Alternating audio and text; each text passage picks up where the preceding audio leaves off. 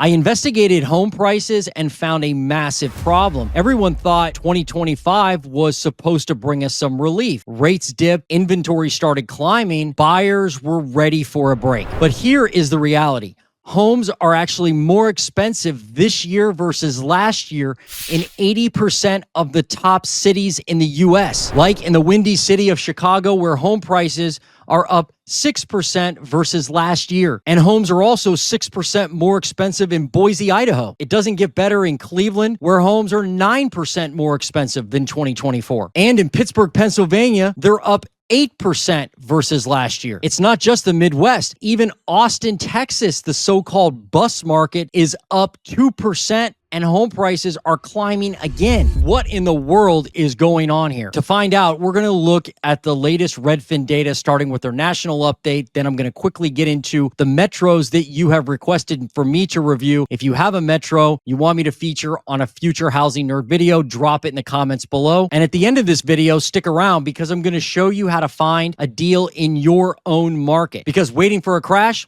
ain't the answer. Let's start with the big picture with median sale price. You can see from this Redfin info that home prices are up about 2% nationally versus last year, now at $393,000. And if you look back through 2025, you can see easily that home prices never fell below last year's number at any point this year. What's worse is if you go back to 2024, it's the same story. Home prices never actually fell below 2023's number at all last year either. So we basically have had nearly 2 years of consistent year-over-year price gains where homes have continued to go up despite all the headwinds that you've heard about in the media. Now, tell me, does that surprise you? Because even as a housing nerd, it surprises me. Home prices just seem to be bulletproof. Now, one of the main reasons for these higher home prices is that we have a combination of a little bit more demand and fewer actual listings hitting the market. Here's why I think home prices are still going up. The number of homes sold is up 2.4% versus last year, basically meaning there are more buyers right now buying homes than there were this time last year. It's not a lot, but that little demand bump is enough to keep pressure on prices. At the same time, new listings are sluggish. Sellers are not flooding the market with new homes to list and adding more inventory to the market. And speaking of active listings, those are crashing out. Inventory is shrinking right when buyers need it to rise. So you get this ugly mix of more buyers, fewer sellers, and home prices that are refusing to budge. And that's a main reason why affordability is still broken in 2025. Now, that's the national snapshot. But when you dig further into individual metros and counties, the story gets even uglier. Let's start our metro tour out east, Washington, D.C. Now, I had a viewer on my channel actually make a comment last week who I think is in D.C., and he basically said, where I am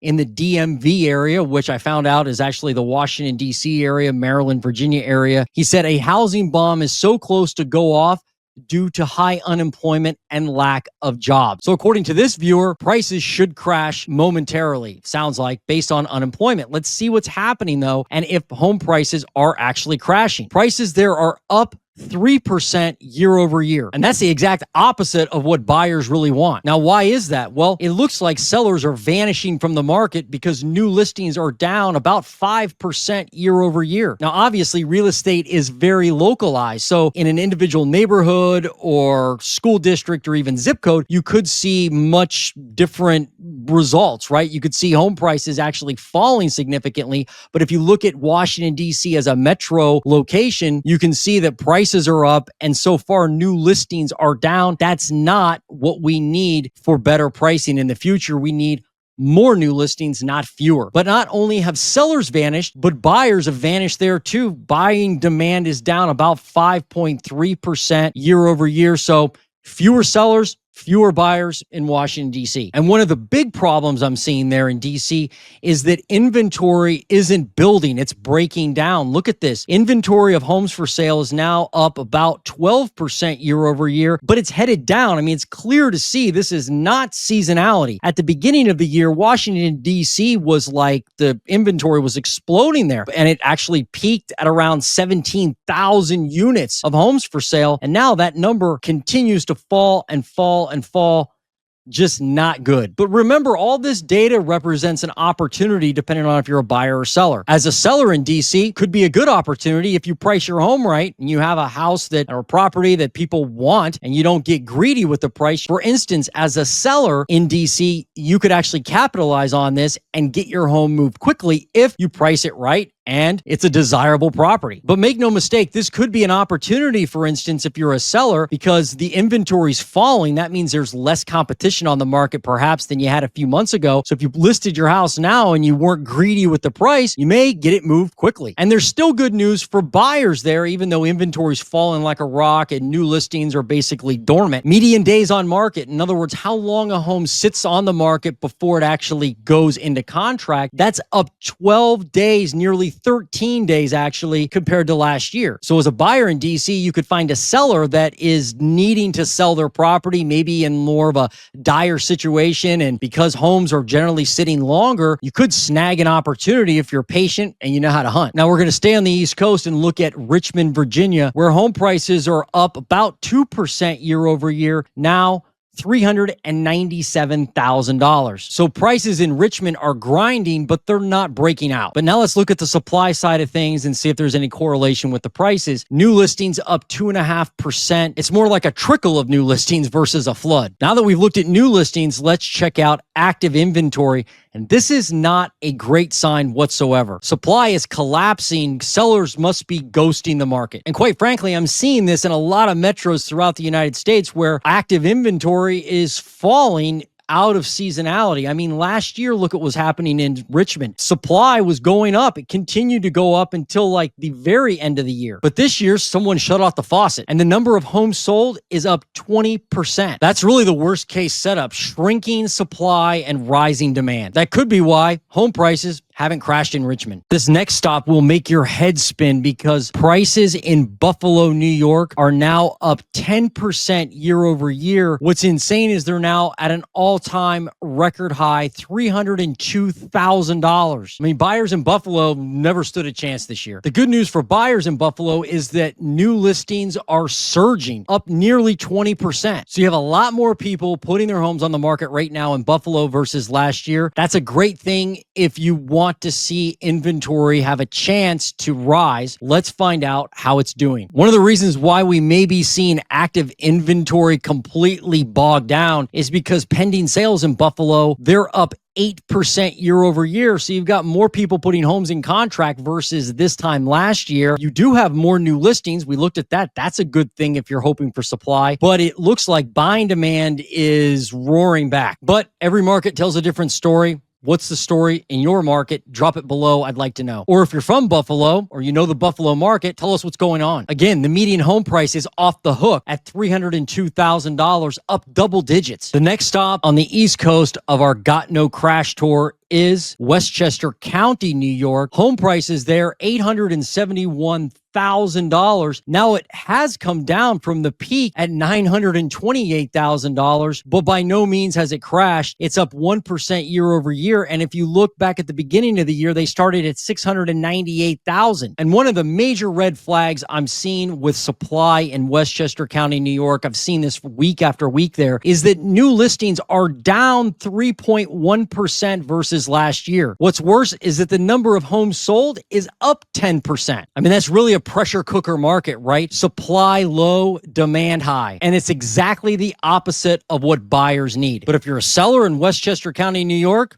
you probably do pretty well. Now, I had a viewer last week comment on my channel about this area of the country and said, Westchester County, New York will be interesting to watch, especially after New York City mayor's race this November. If the socialists win and goes through with his campaign promises of higher taxes on high earners and defunding the police, many well-off residents will flood the neighboring suburbs. So Tony's saying, hey, there's a possibility that demand could increase there as people flee the city. Let me know what you think. Now we're going to stay on the East Coast, but don't worry, I am going to get to the Midwest, the central part of the U.S., and even the West Coast. Again, got a lot of metros to go over. So next is Providence, Rhode Island, where prices remain crazy there, $514,000. That's up 3% year over year. It's not an explosion of prices, but it's really just more of a grind higher. And you can see we started at 480 grand there this year. Now 514. Let's dive deeper and see what's happening with supply. There's a trickle of new listings entering the market, 3.2% up year over year. But demand looks like it's up too,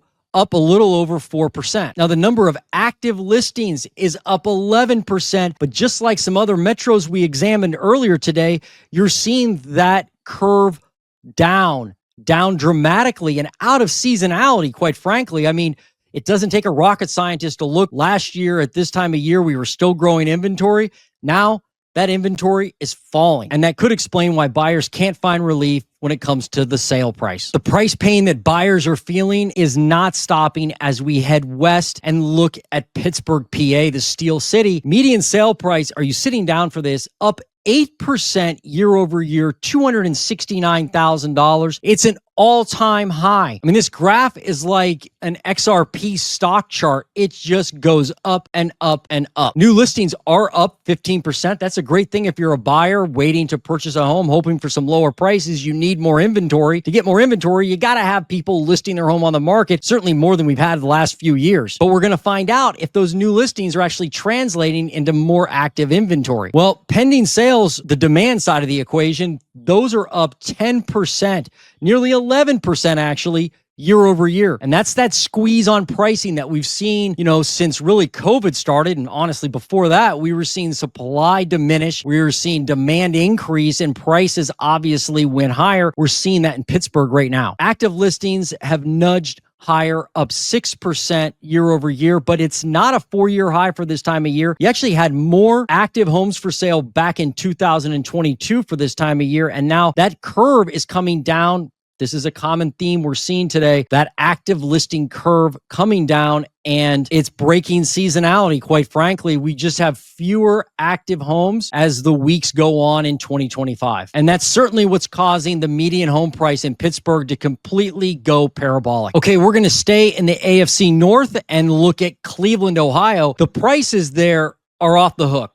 $255,000 seems inexpensive if you live in most other areas of the U.S., but to the locals there, it's just gone up and up and up. Now up 9% year over year. And I've got a viewer comment here from Cleveland saying, I'm in the Cleveland area. It's so ridiculous now. People won't even clean up the house before they list it and still get multiple offers. Insane.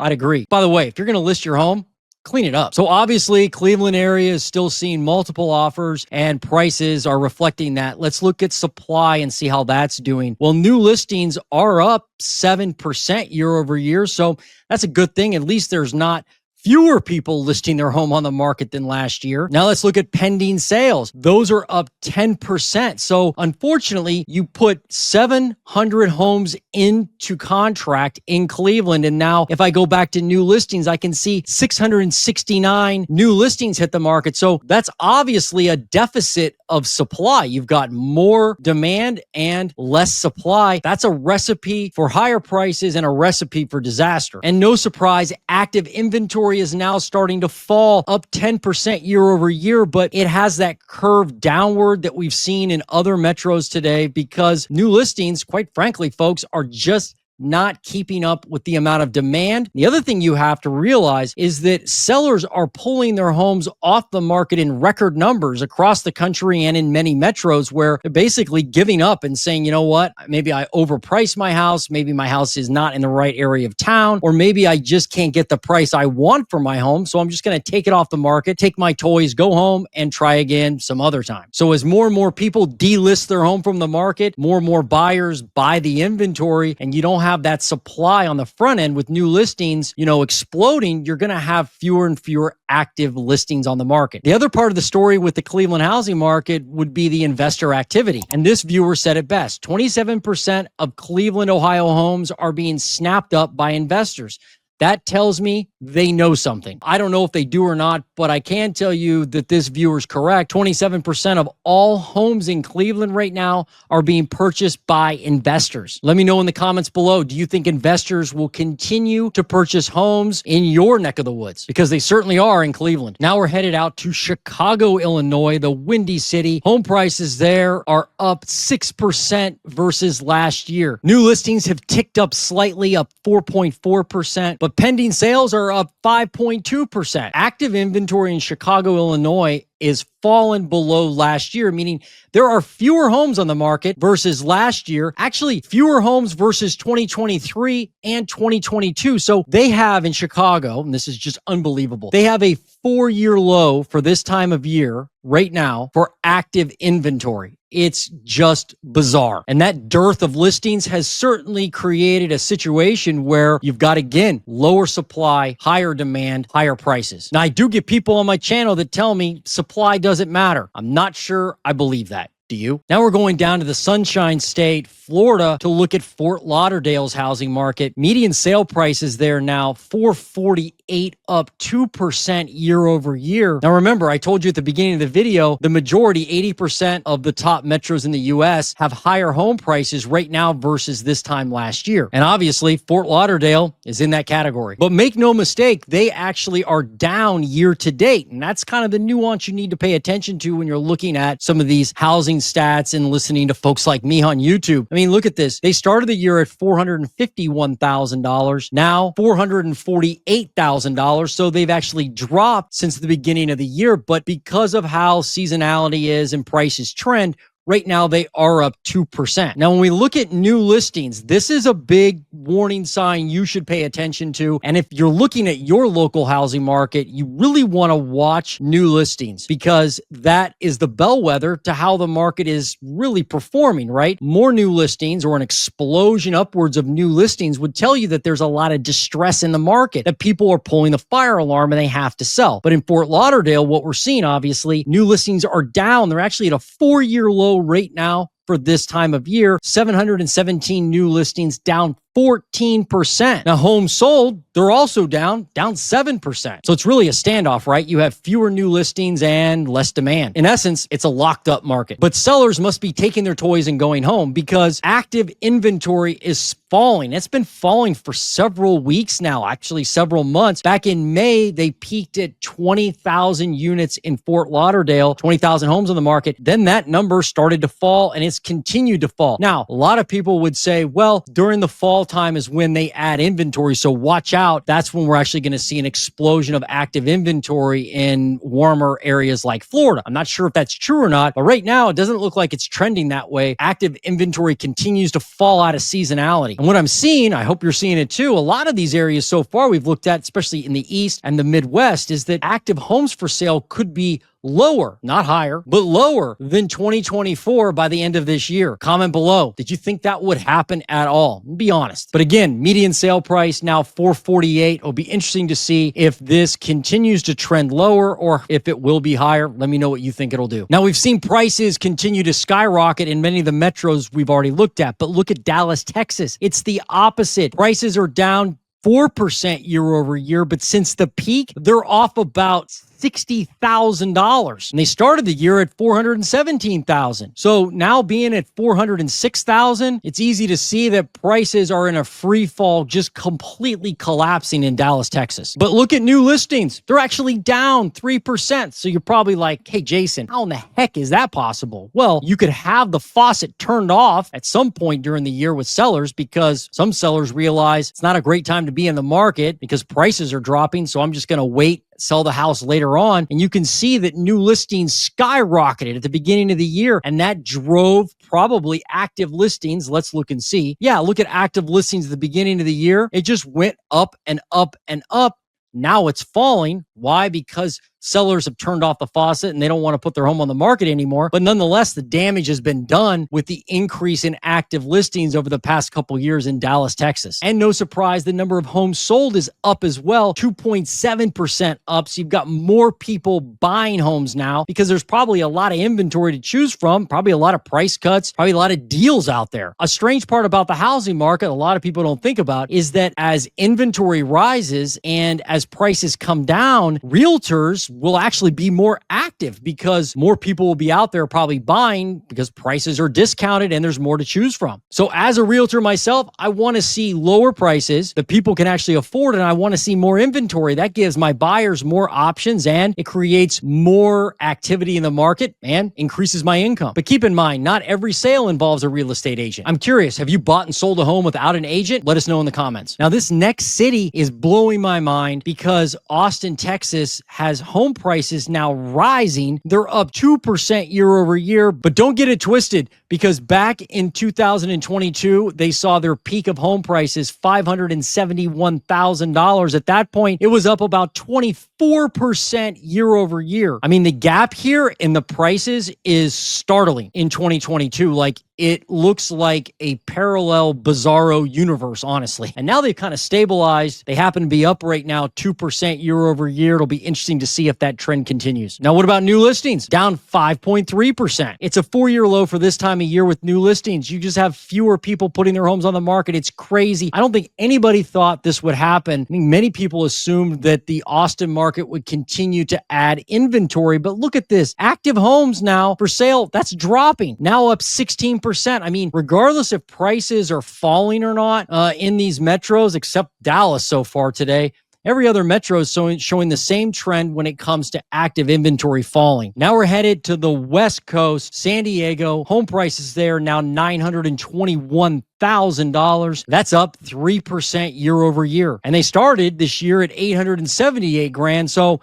no home price crash in sight with San Diego, California. Now, let's look at new listings and see what the supply side's doing. This is crazy. New listings down 4% year over year. Sellers just turned off the faucet, and buyers have yet to return to the market. Pending sales in San Diego only up 3.5%. And just like we're seeing in most of the U.S., active inventory falling now, up 18% still. So make no mistake, there are homes out there that buyers can actually pick from, but that number is falling and falling fast. But the big concern I would have if I was in the San Diego area would be the lack of new listings. It's just not an explosion like a lot of people predicted we would have. Now we head out to the mountain region and Boise City, Idaho, where instead of a crash like everyone expected, we're seeing the exact opposite, and home prices continue to rise, now at $503,000, up 6% year over year. Now they are off from the peak, just like Austin, Texas, where you could see in Boise, home prices peaked at $546,000 in 2022. And then they had an explosion of inventory. And guess what? Prices fell fast. And now they've kind of stabilized. And you can see in the new listings that Boise's in serious trouble when it comes to the supply of houses. Look at this. New listings down 4% year over year. And if that's not awful enough, look at this. Active inventory is actually down 8% year over year. So nationally, we have more homes on the market than last year. And basically every metro we looked at today, even the ones where prices are still climbing and new listings are dropping, we still have more active homes for sale. But in Boise,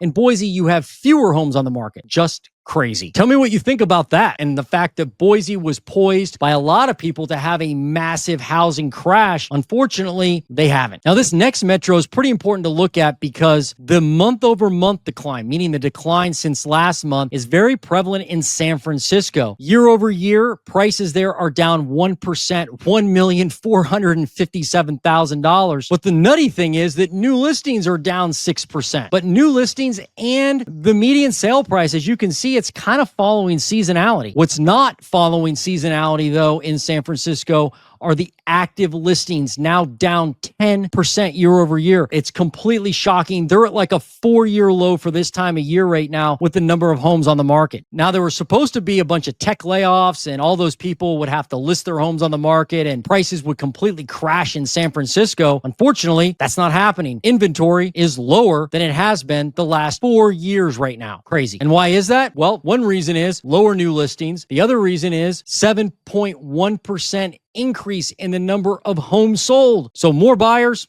fewer sellers equals lower inventory and higher prices eventually. That's just how it works. Supply and demand, folks. Now remember, this is just a metro look today. I'm not diving into individual zip codes, subdivisions, or even like school districts. So what's going on in your particular neighborhood may be completely different. But here are 3 simple ways to find a deal in your neighborhood. Number 1, look for stale listings. Pay close attention to the stale listings where the homes may be vacant because the owners of those homes are still paying property taxes and insurance, and that could lead to more leverage for you as a buyer. A second way to find a deal is by targeting distressed sales. Now, we all know foreclosures are on the rise, so take advantage of that. Many of y'all have been waiting for more distressed inventory to hit the market. Guess what? It's happening.